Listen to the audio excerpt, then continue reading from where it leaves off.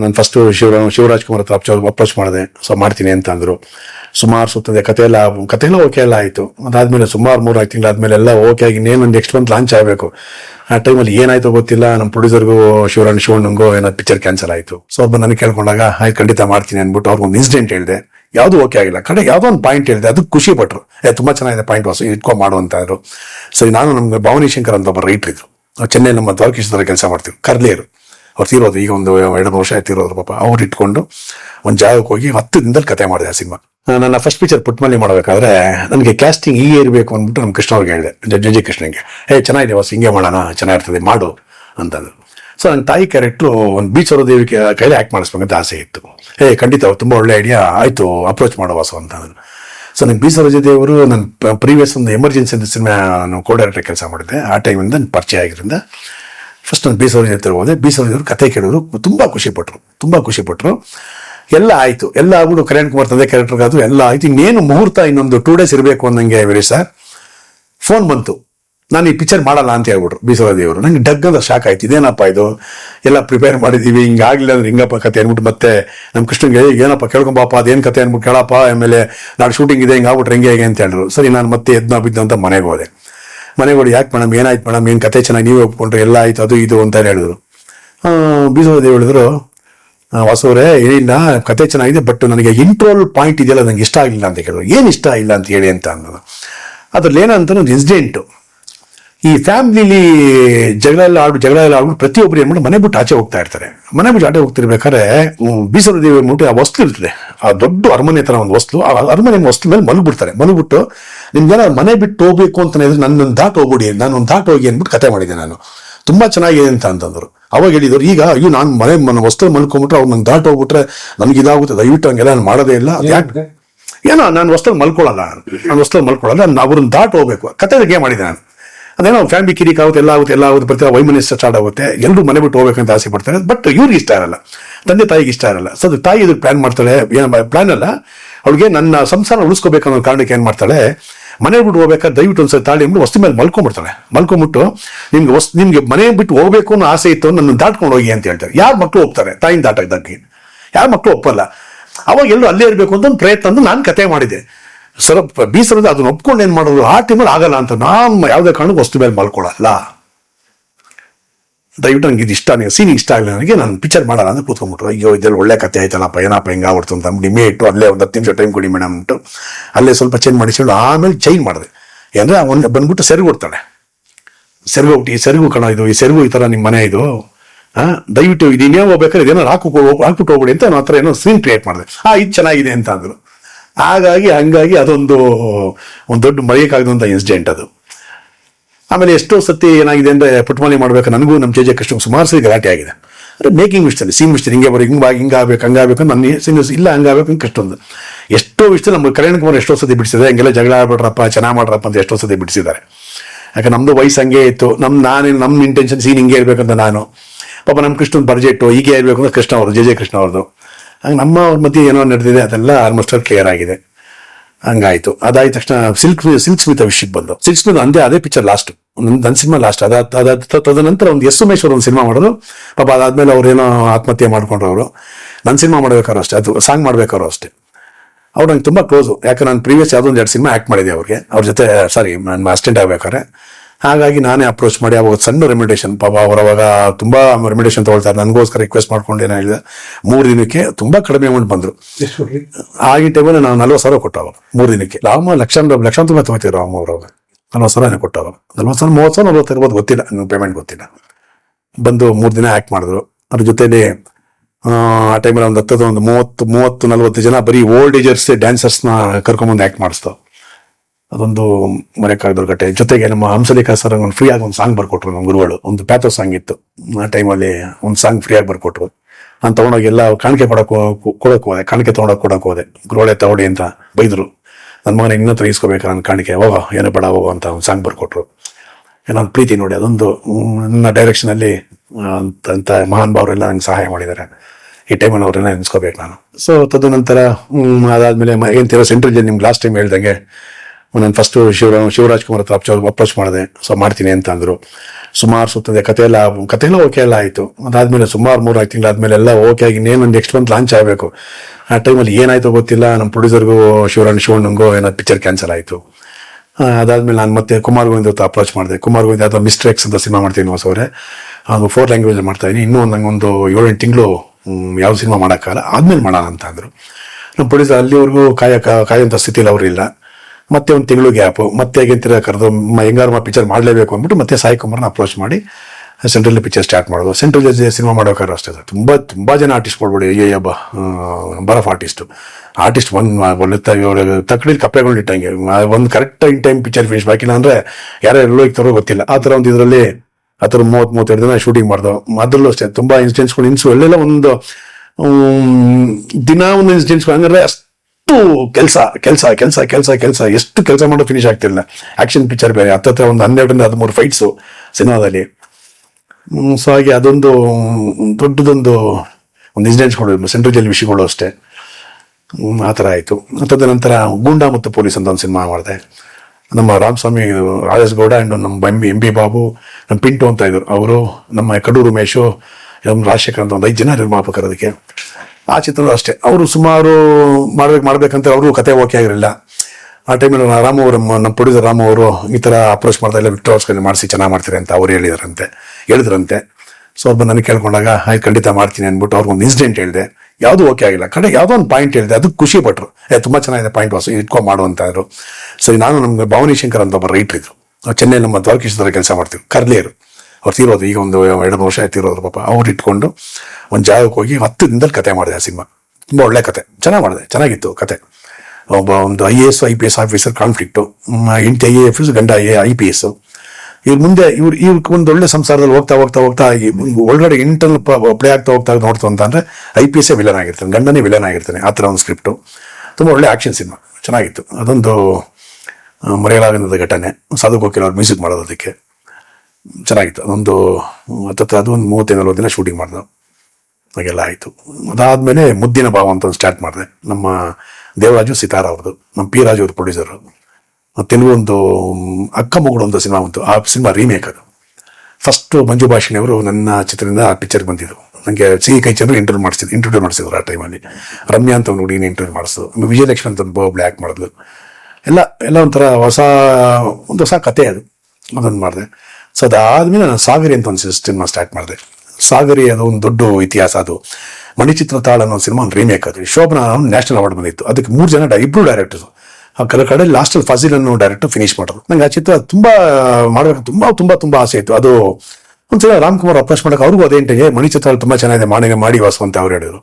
So ಅದು ಇಟ್ಕೊಂಡು ನಾನು ನಮ್ಮ ಡೈರೆಕ್ಟರ್ಗೆ, ನಮ್ಮ ಪ್ರೊಡ್ಯೂಸರ್ಗೆ ಹೇಳಿ, ಸರ್ ಒಂದು ಕೆಲಸ ಮಾಡೋಣ, ದಯಮಾಡಿ ನನಗೆ ಒಂದು ಸಣ್ಣ ಅಮೌಂಟ್ ಕೊಡಿ, ಹೋಗಿ ರೀಮೇಕ್ ರೈಟ್ಸ್ ತಂದ್ಬಿಡ್ತೀನಿ, ಆ ರೀಮೇಕೇ ಮಾಡೋಣ, ಚೆನ್ನಾಗಿರ್ತದೆ ಅಂತ ಹೇಳಿ. ನಮ್ಮ ಪ್ರೊಡ್ಯೂಸರ್ ಇದ್ದವ್ರು, ಇಲ್ಲ ಬೇಡ ವಾಸು, ಈಗ ದುಡ್ಡು ಗಿಡ್ಡೆಲ್ಲ ಬೇಡ, ಅದು ಹಿಂಗೆ ಏನೋ ಫಿಕ್ಸ್ ಮಾಡ್ಕೊಂಡು ಏನೋ ಮಾಡು ಅಂತ ಹೇಳಿದ್ರು. ನಾನು ಏನು ಮಾಡೋದು ಒಪ್ಕೊಳ್ಳಿಲ್ಲ. ಸರಿ, ಏನು ವಿಧಿ ಇಲ್ಲ ಅಂತ ಏನು ಮಾಡಿದೆ, ಫಸ್ಟ್ ಹಾಫ್ ಚೇಂಜ್ ಮಾಡಿ ಸೆಕೆಂಡ್ ಹಾಫ್ ಆಸ್ಟಿಸ್ ಹೆಂಗಿದೆ ಅದೇ ಥರ ಸಿನಿಮಾ ಇಟ್ಬಿಟ್ಟೆ. ಸೆಕೆಂಡ್ ಹಾಫ್ ಆಸ್ಟಿಸ್ ಸೇಮ್ ಮಣಿಚಿತ್ರ ತಾಳೆ. ಇದು ಗೊತ್ತಿಲ್ಲ ಕಾಕಾತಾಳಿ ಹೆಂಗಂತ ಆಪ್ತಮಿತಮ್ಮ ಸ್ಟಾರ್ಟ್ ಆಗ್ಬಿಡ್ತು ಅವ್ರದ್ದು, ದ್ವಾರಕೀಶ್ ಅವ್ರದ್ದು.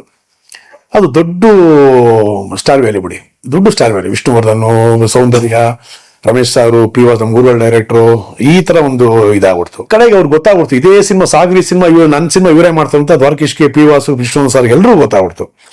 ಇನ್ನೇನು ನನ್ನ ಚಿತ್ರ ರಿಲೀಸ್, ಸಿನಿಮಾ ಎಲ್ಲ ಪೋಸ್ಟ್ ಪ್ರಿಂಟ್ ಆಗಿದೆ, ಇನ್ನೇನು picture release, next month release. ಆ ಟೈಮ್ ದ್ವಾರಕೀಶ್ ಫೋನ್ ಮಾಡಿದ್ರು, ಎಲ್ಲಿದೆಯೋ ಮಗ, ನಂಗೆ ಅರ್ಜೆಂಟ್ ಪಿಕ್ಚರ್ ನೋಡ್ಬೇಕಣ ಅಂತಂದ್ರು. ನಮ್ಮ ಪ್ರೊಡ್ಯೂಸರ್ಗೆ ಹೇಳಿದ್ರು, ನಮ್ಮ ಪ್ರೊಡ್ಯೂಸರ್ ಫುಲ್ ಗಡ ಅಂತ ಅವ್ರೆ. ಈ ಥರ ವಿಷ್ಣು ಸರ್ ಫೋನ್ ಮಾಡಿದ್ರು, PY ಅವರು ಫೋನ್ ಮಾಡಿದ್ರು ನನಗೆ, ಹಿಂಗೆ ಪಿಕ್ಚರ್ ನೋಡ್ಬೇಕು ಕಣ, ಏನು ಮಾಡೋದು ಅಂತ. ನಾನು ದ್ವಾರಕೀಶ್ವರ್ಗೆ, ಸರ್ ಗುರುಗಳೇ ನಿಮ್ಮ ಕೈ ಮುಗಿತೀನಿ, ಪಾಪ ಏನೋ ಗೊತ್ತಿಲ್ಲಂಗೆ ಪಿಕ್ಚರ್ ಮಾಡ್ಬಿಟ್ಟಿದ್ವಿ, ನಮ್ದೇನೋ ಸಣ್ಣ ಪಿಕ್ಚರು, ನಿಮ್ದಾರು ಕ್ಯಾಸ್ಟಿಂಗ್ ಸಿನಿಮಾ, ಹಿಂಗಿದೆ ಕ್ಯಾಸ್ಟ್, ಒಳ್ಳೆ ಕ್ಯಾಸ್ಟ್ ಇದ್ದಾರೆ ಸಿನಿಮಾ, ನಿಮ್ಮ ಪಿಕ್ಚರ್ ಚೆನ್ನಾಗಿ ಹೋಗುತ್ತೆ ಸರ್, ತಲೆ ಕೆಡಿಸ್ಕೊಡ ಹೇಗೆ ಅಂತ ಅಂದೆ. ಅವ್ರು ರಿಕ್ವೆಸ್ಟ್ ಮಾಡ್ಕೊಂಡೆ. ಏನೋ ನಂಬ್ತಿರೋ ಬಿಡ್ತಿರೋ ಆ ಚಿತ್ರ, ಬಿಕಾಸ್ ಆಫ್ ನಾನಂತ ಹೇಳಲ್ಲ, ನಾನು ಇದ್ದಿದ್ದೇನೋ ಬಿಟ್ರೇನೋ ಅನ್ಸುತ್ತೆ. ಯಾಕಂದ್ರೆ ನಾನು ದ್ವಾರಕೀಶ್ ಅಸ್ಟೆಂಟ್ ಒಂದ್ ಕಡೆ PY ವಾಸು ಅಸ್ಟೆಂಟ್, ಇನ್ನೊಂದ್ ಕಡೆ ವಿಷ್ಣು ಸರ್ ಅಷ್ಟೇ. ವಿಷ್ಣು ಸರ್ ನಂಗೆ ತುಂಬಾ, ಯಾಕಂದ್ರೆ ನನ್ನ ಫಸ್ಟ್ ಪಿಕ್ಚರ್ ಪುಟ್ಟಮಲ್ಲಿ ಅವರೇ ಕ್ಲಾಪ್ ಮಾಡಿದ್ರು. ನಾನು ಸಿನಿಮಾ ವರ್ಕ್ ಮಾಡೋದ್ರಿಂದ ಈ 3 ಒಂದು ಟ್ರಯಾಂಗಲ್ ಎಲ್ಲೋ ಗೊತ್ತಿಲ್ಲ ನಂಗೆ ಆ ಸಿನಿಮಾ ರಿಲೀಸ್ ಆಗಿ ಹೆಲ್ಪ್ ಆಯ್ತು ಅಂತ ನನ್ನ ಅನಿಸಿಕೆ. ಆಗ ಆ ಚಿತ್ರ ಏನಾಯ್ತು, ನಮ್ಮ ಸಾಗರ್ ಏನ್ ಮಾಡಿದ್ರು, ನಾನು ಆಸ್ಟಿಸ್ ಮಲಯಾಳಮೇ ಮಾಡಿದ್ದೆ. ಅವಾಗ ಆಪ್ತಮಿತ್ರ ಏನ್ ಮಾಡೋದು, ಕ್ಲೈಮ್ಯಾಕ್ಸ್ ಚೇಂಜ್ ಮಾಡೋದು. ನನ್ನ ತ್ರಿವೇಣಿ ಥಿಯೇಟರ್ ಪಿಕ್ಚರ್ ರಿಲೀಸ್ ಆದಾಗ ಎಲ್ಲ ಬಂದು ಪಿಕ್ಚರ್ ನೋಡೋದು. ನಮ್ಮ ರಾಜಕೀಶ್ ಅವರು, ವಿ ಆರ್ ಭಾಸ್ಕರ್ ಎಲ್ಲ ಸಿನಿಮಾ ನೋಡಿದ್ರು. ನೋಡ್ಬಿಟ್ಟು ಸರ್ ಇಲ್ಲ ಆಸ್ಟಿಸ್ ಮಲಯಾಳಂ ತರ ಮಾಡ್ಬಿಟ್ಟವ್ರೆ ಅಂತ ಅವರು ಹೇಳಿದಾಗ, ಆಗ ಆಪ್ತಮಿತ್ರ ಕ್ಲೈಮ್ಯಾಕ್ಸ್ ಅನ್ನೋದು ಪಾರ್ಟ್ ಚೇಂಜ್ ಮಾಡೋದು. ಫುಲ್ ಪಿಕ್ಚರ್ ಅದೇ ಮಣಿ ಚಿತ್ರತಾಳು ಕೇಳ್ಕೊಂಡ್ ಮಾಡೋದು. ಕ್ಲೈಮ್ಯಾಕ್ಸ್ ಮಾತ್ರ ಚೇಂಜ್ ಮಾಡೋದು. ನಮ್ದು ಆಸ್ಟಿಸ್ ಮಲಯಾಳಂ ಹೆಂಗಿದೆ ಮಾಡಿದ್ರು ಮಾಡಿದೆ, ಅವ್ರು ಅದನ್ನ ಸ್ವಲ್ಪ ಟ್ವಿಸ್ಟ್ ಮಾಡಿ ಬೇರೆ ತರದಲ್ಲಿ ಒಂದು ಸೀನ್ ಕ್ರಿಯೇಟ್ ಮಾಡಿ ಆ ತರ ಆಪ್ತಮಿತ್ರ ಹಂಗೆ ರಿಲೀಸ್ ಆಯ್ತು. ತುಂಬಾ ದೊಡ್ಡ ಹಿಟ್ ಆಯ್ತು ಅದು. ನನ್ನ ಪಿಕ್ಚರ್ ಅದು ಫ್ಲಾಪ್ ಆಯ್ತು. ಯಾವುದು ನಾನು ರೈಟ್ಸ್ ವಿತೌಟ್ ರೈಟ್ಸ್ ಪಿಕ್ಚರ್ ಮಾಡಿದ್ದೆ. ನಾನು ವಿತೌಟ್ ರೈಟ್ಸ್ ಮಾಡಿದ್ದೆ. ನಾನು ರೈಟ್ಸ್ ಕೊಟ್ಟೇನಾದ್ರು ಆ ಪಿಕ್ಚರ್ ನಾನು ಅವಾಗೇನೋ ಸ್ವಲ್ಪ ಅಮೌಂಟ್ ಕೊಟ್ಟು ರೈಟ್ಸ್ ತಂದಿತ್ತು ಅಂತಂದ್ರೆ ಇವತ್ತಿನ ದಿನ ಆಪ್ತಮಿತ್ರ ಬರ್ತಾ ಇರಲಿಲ್ಲ, ತಮಿಳು ಚಂದ್ರಮುಖಿ ಬರ್ತಾ ಇರಲಿಲ್ಲ, ಇನ್ನೊಂದು ತೆಲುಗಲ್ಲಿ ವೆಂಕಟೇಶ್ವರ ಸಿನಿಮಾನು ಬರ್ತಾ ಇರಲಿಲ್ಲ. ಒಂದು ಸಣ್ಣ ಅಮೌಂಟ್ ಕೇಳಿದೆ ಆ ಟೈಮಲ್ಲಿ ಕೊಟ್ಟು ತಂದಿದ್ದು ಆಗ್ಬಿಡ್ರೋದು. ಬಟ್ ಇವ್ರು ನಮ್ಮ ಪ್ರೊಡ್ಯೂಸರ್ ಕೊಡ್ಲಿಲ್ಲ. ಅವಾಗೇನೋ ಒಂದು 40,000 ಕೊಡಿ ಸರ್ ಸಾಕು ತಂದ್ಬಿಡ್ತೀವಿ, ರೈಟ್ಸ್ ತರ್ತೀನಿ ಅಂತ ಹೇಳಿದೆ. ಅದು ಬೇರ್ ಮಾಡಲಿಲ್ಲ ಅವರು ಪ್ರೊಡ್ಯೂಸರ್. ಇಲ್ಲ ಖಂಡಿತ ಆ ಪಿಕ್ಚರ್ ರೈಟ್ಸ್ ತಂದು ಮಾಡಿತ್ತು ಅಂದರೆ ಬರ್ತಾ ಇಲ್ಲ. ನಮ್ದು ಸ್ವಸ್ತಿಕ್ ಸಂಜಯ್ BS ಸಂಜಯ್ ನೋಡಿ ಹೆಂಗಿದೆ ಕಾಕಾತಾಳಿ ಅದು.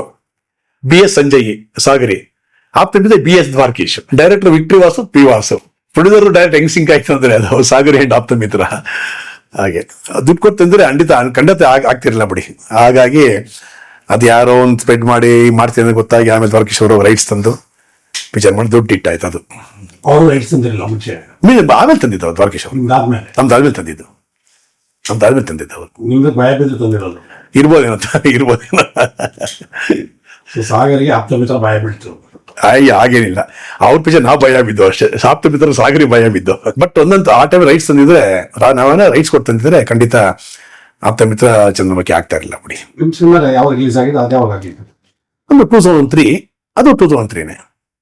ಬಟ್ ರಿಲೀಸ್ ಡಿಲೇ ಮಾಡುವಂತ ಹೇಳಿದ್ರೆ ನಥಿಂಗ್. ನನ್ನ ಸಿನಿಮಾ ಆಗ ಒಂದು 3 ತಿಂಗಳು ಆಪ್ತಮಿತ್ರ ರಿಲೀಸ್ ಆಯ್ತು. 3 ತಿಂಗಳ ಗ್ಯಾಪ್ ಅಷ್ಟೇ. ನನ್ನ ಪಿಕ್ಚರ್ ರಿಲೀಸ್ 3 ತಿಂಗಳು ಪಿಕ್ಚರ್ ರಿಲೀಸ್. ನಮ್ ಫಸ್ಟ್ ರಿಲೀಸ್ ಆಯ್ತು. ನಮ್ಮ ಫಸ್ಟ್ ತ್ರಿವೇಣಿ ರಿಲೀಸ್ ಮಾಡೋದು, ಅವ್ರು ಸಂತೋಷ ರಿಲೀಸ್ ಮಾಡೋದು. ಅವ್ರು ಡಿಲೇ ಮಾಡೋದು ನಿಮ್ ಸಲುವಾಗಿ.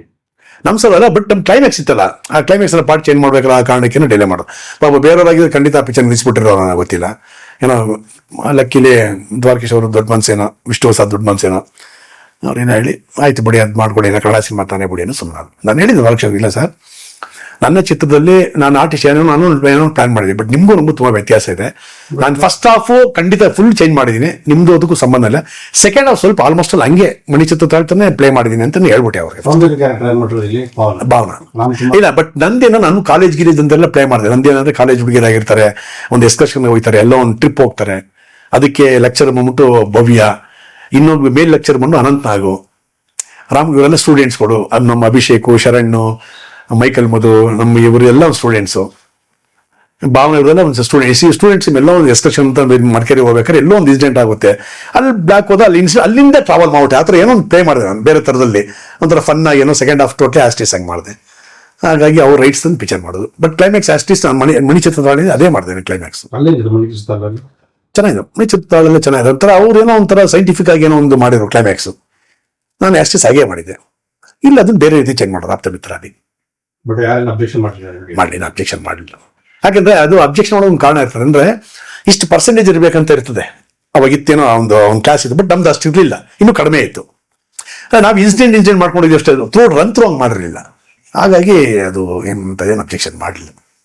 ಈ ಲಕ್ಕಿ ಗೊತ್ತಿಲ್ಲ ಪಿಕ್ಚರ್ ಹಿಟ್ಟಾಗಿರೋ ಅಬ್ಜೆಕ್ಷನ್ ಮಾಡೋರು ಹಿಟ್ಟಾಗಿಲ್ಲ. ಸೊ ಇವಾಗ ಎಲ್ಲ ಅಷ್ಟೇ ತಾನೇ ವಿರೇಶ್. ಏನಾಗುತ್ತೆ ಅಂದ್ರೆ ಒಂದು ಸಿನಿಮಾ ಜಾಸ್ತಿ ಹಿಟ್ಟಾದ್ರೆ ಮಾತ್ರ ಫೋಕಸ್ ಮಾಡ್ತಾರೆ, ಸ್ವಲ್ಪ ಆವ್ರೇಜ್ ಆಗ್ಬಿಟ್ರೆ ಬಿಟ್ಬಿಡ್ತಾರೆ, ಹೋಯ್ತಲ್ಲ ಬಿಡು ಅಂದ್ಬಿಟ್ಟು ಆಗಾಯ್ತು ಅಷ್ಟೇ. ದ್ವಾರಕೀಶ್ ಸಾಗರಿ ನೋಡಿದ್ರ?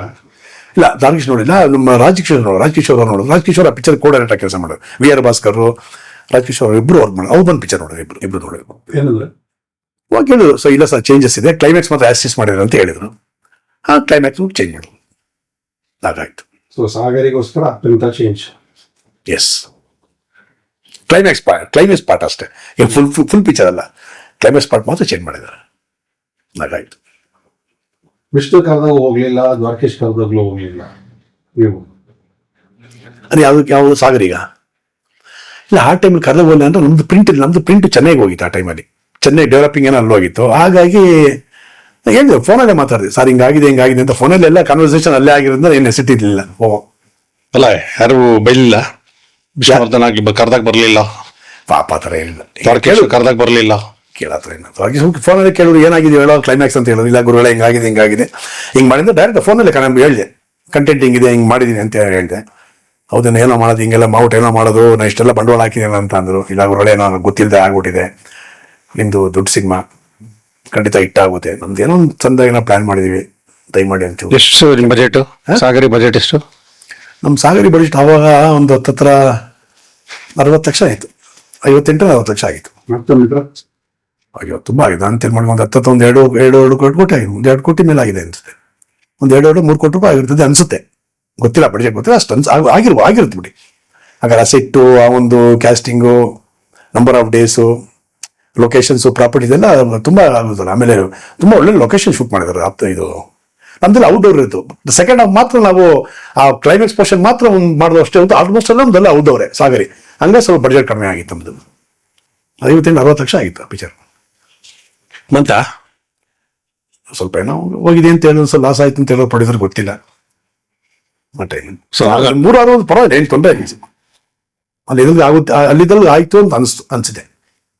ಯಾವ ನಾಗವಳ್ಳಿ ಶಾಪ ಸೋಲಕ್ಕೆ? ನಾಗವಲ್ಲಿ ಶಾಪ್ ಅನ್ನೋದಕ್ಕಿಂತ ಸಿನಿಮಾ ಡಿಲೇ ಆಗ್ಬಿಡ್ತು. ನಮ್ದು 2 ವರ್ಷ ಆಗ್ಬಿಡ್ತು, ಮೇನ್ ಡಿಲೇ, ತುಂಬಾ ಡಿಲೇ. ಅಥವಾ ಒಂದು 7-8 ಶೆಡ್ಯೂಲ್ ಶೂಟ್ ಮಾಡಿದೀವಿ ನಾವು. ಆರ್ಟಿಸ್ಟ್ಗಳು ಸಿಗದಲ್ಲೇ ಅಯ್ಯೋ ತುಂಬಾ ಪ್ರಾಬ್ಲಮ್ ಆಗಿ ಒಬ್ರು ಸಿಕ್ಕಿದ್ರು ಒಬ್ರು ಸಿಗಲ್ಲ ತೊಂದರೆ ಕೊಡ್ತಿದ್ದವ್ರ. ಅಯ್ಯೋ ಅದರಲ್ಲಿ ಒಂದು 10 ಜನ ಸ್ಟೂಡೆಂಟ್ಸ್ಗಳಿದ್ರು, ಲೇಡಿ ಸ್ಟೂಡೆಂಟ್ಸ್ಗಳು, ಎಲ್ಲ ಕಂಟಿನ್ಯೂಟಿ ಎಲ್ಲ ಮಿಸ್ ಆಗ್ಬಿಟ್ರು. ಒಬ್ಬ ಹುಡ್ಕೋಷ್ಟು ಸಾಕಾಗ್ಬಿಟ್ಟು, ಒಬ್ಳು ಇಲ್ಲಂದ್ರೆ ಇಲ್ಲಿ ಸಿಗಲ್ಲ, ಒಬ್ಳು ಇಲ್ಲ ನನ್ನ ಡೇಟ್ಸ್ ಇಲ್ಲ, ಎಲ್ಲ ಊರು ಹೋಗಿದೆ ಅಂತ ಹಿಂಗ್ ಚಿಕ್ ಮಾಡ್ತೀರ ನೀವು, ಅದೆಲ್ಲ ತುಂಬಾ ಪ್ರಾಬ್ಲಮ್ ಆಗ್ಬಿಡ್ತಂಗೆ. ಹಾಗಾಗಿ ಏನೋ ಪ್ಲಾನ್ ಮಾಡಿ, ಇದು ಪ್ಲಾನ್ ಮಾಡಿ ಏನೋ ಮಾಡೋಣ ಫಿನಿಶ್ ಮಾಡೋದು ಹಾಗಾಯ್ತು. ಒಬ್ಬ ಹುಡುಗರುಗಳು ಯಾರು ಈ ಹುಡುಗರದ ಪ್ರಾಬ್ಲಮ್, ತುಂಬಾ ಪ್ರಾಬ್ಲಮ್ ಹುಡುಗಿರುಗಳು. ನೀವು ಅವ್ರನ್ನೇ ಹೇಳ್ಕೊಂಬರ್ಬೇಕಾಯ್ತು. ಅವ್ರು ಕಂಟಿನ್ಯೂಟಿ ಬೇಕೇ ಬೇಕಲ್ವಾ, ಪ್ರೊಡ್ಯೂಸರ್ ಬೇಗ ಫಿನಿಶ್ ಮಾಡಿ ಮಾಡೋಣ ಅಂತ ಅದರ ಒಂದು 8-7 ಶೆಡ್ಯೂಲ್ ಮಾಡ್ತಾರೆ ಸಿನಿಮಾ. ಹಂಗ ಸ್ವಲ್ಪ ಡಿಲೇ ಆಯ್ತು. ಅವ್ರು ಪ್ರೊಫೆಷನಲ್ ಆರ್ಟಿಸ್ಟ್ ಇಲ್ಲ ಡೈರೆಕ್ಟರ್ ಸಿಕ್ಕರು ತರ? ಕೆಲವು ಪ್ರೊಫೆಷನಲ್, ಕೆಲವರು ಚೆನ್ನಾಗಿರೋ ಸ್ವಲ್ಪ ಆಡಿಷನ್ ಮಾಡಿ ಸೆಲೆಕ್ಟ್ ಮಾಡಿದ್ವಲ್ಲ, ಹಂಗಾಗಿ ಪ್ರಾಬ್ಲಮ್ ಆಯ್ತು. ಸಿನಿಮಾದವ್ರು ಬಂದ್ಬಿಡ್ತಾರೆ, ಏನು ತೊಂದರೆ ಇಲ್ಲ. ಈ ಬೇರೆಯವ್ರನ್ನ ಸೆಲೆಕ್ಟ್ ಮಾಡಿರ್ತೀವಲ್ಲ, ಅವ್ರನ್ನ ಹಾಕೊಂಡೆ ಈ ತರ ಕಷ್ಟಗಳು ಮಾಡೋದು. ಒಂದೇ ಶೆಡ್ಯೂಲ್ ಪ್ಲಾನ್ ಮಾಡಿ ಹೋಗ್ಬೇಕು. ಯಾವ 5-6 ಶೆಡ್ಯೂಲ್ ಮಾಡ್ತೀವೋ ಡೆಫಿನೆಟ್ ಆಗಿ ಸಿಗಲ್ಲ ಅವ್ರು ಯಾರು. ಸಿನಿಮಾದಲ್ಲಿ ಹಾಗೆ ಇಲ್ವಾ ವೀರೇಶ್ ಅವ್ರು? ಏನಂತಾರೆ, ಒಂದು ಪಿಕ್ಚರ್ ಸಿನಿಮಾ ಸ್ಟಾರ್ಟ್ ಮಾಡಿದ್ರೆ ಮಾಡಿದ ತಕ್ಷಣ ಫಿನಿಶ್ ಮಾಡಿದ್ರೆ ಗೆದ್ದು, ಏನಾರು ನಾವು ಎಕ್ಸ್ಟೆಂಡ್ ಮಾಡೋದು ಅನ್ಕೊಳ್ಳಿ, 1 ಶೆಡ್ಯೂಲ್ 2 ಶೆಡ್ಯೂಲ್ 3 ಶೆಡ್ಯೂಲ್ ಎಕ್ಸ್ಟೆಂಡ್ ಮಾಡ್ಕೊ ಅನ್ಕೊಳ್ಳಿ, ಅಲ್ಲಿ ಮುಗೀತು. ಬಜೆಟ್ ಹೋಗುತ್ತೆ, ಜಾಸ್ತಿ ಆಗುತ್ತೆ, ಕೆಲವು ಸಿಗಲ್ಲ, ಕೆಲವೆಲ್ಲ ಇರ್ತಾರೆ. ಎಷ್ಟು ಉದಾಹರಣೆ ಸುಮಾರು ಸಿನಿಮಾಗಳು ಆಗಿದೀವಲ್ಲ, ಎಷ್ಟು ಸಿನಿಮಾ ಆಗಿಲ್ಲ ಆ ಥರ.